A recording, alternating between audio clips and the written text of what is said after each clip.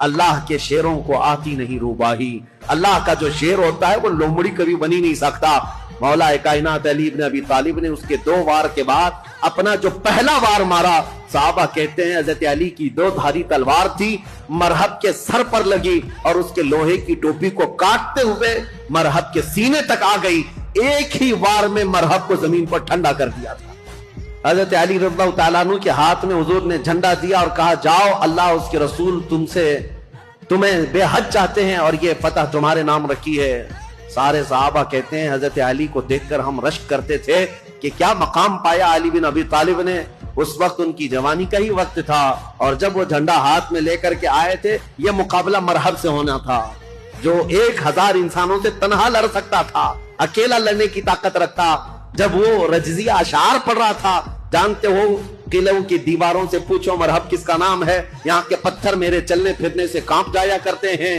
پھر حضرت علی آگے آئے، پوچھا مرحب نے تم کون ہو؟ حضرت علی نے کہا انا الذی سمتنی امی حیدرا، میں وہ ہوں کہ میری ماں نے میرا نام حیدر رکھا ہے.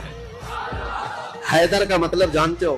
حیدر کا مطلب جنگل میں، گھنے جنگلات میں اپنے پیر پھیلائے ہوئے نہایت ہی سخت قسم کا چہرہ لے کر کے بھوکا پلٹوار کرنے والا وہ شیر ببر جس کو دیکھ کر کے پورے جنگل میں ہیبت طاری ہوتی ہے، اس کو عربی میں حیدر کہا جاتا ہے. حضرت علی کہتے ہیں عربی جاننے والے سمجھ سکتے تھے، انہوں نے رجزیہ اشعار میں حضرت علی نے صرف اتنا کہا انا الذی سمتنی امی حیدرا، میں تو وہ ہوں کہ میری ماں نے میرا نام حیدر رکھا ہے.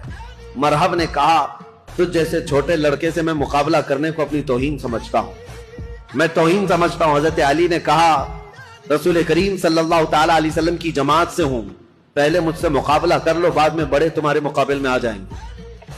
جب مرحب اترا حضرت علی کرم اللہ وجہہ الکریم کے مقابلے میں، تاریخ آج بھی گواہ ہے، اس کے لوہے کی ٹوپی، اس کا لوہے کا لباس اتنا مہنگا ہوا کرتا تھا اور وہ تلوار لہراتے ہوئے آیا اور پہلی تلوار اتنی تیز مارا تھا کہ حضرت علی رضی اللہ تعالیٰ عنہ پر وار جو ہوا، حضرت علی رضی اللہ تعالیٰ عنہ نے اس کے وار کی چمک کو دیکھا اور جنگ کے میدان میں جو تلوار کی چمک تھی لوگ دیکھ کر کے حیران تھے، اتنی تیز وہ تلوار چلاتا تھا. تو صحابہ کہتے ہیں ہمیں خوف ہو گیا، ڈر ہو گیا کہ علی بن ابی طالب گھوڑے پر ہے، ایک ہی بار اس نے ایسا کیا ہے کہ اس کی آواز فضا میں گونج رہی ہے، علی کا کیا ہوگا؟ حضرت علی رضی اللہ تعالیٰ عنہ بالکل بے خوف تھے.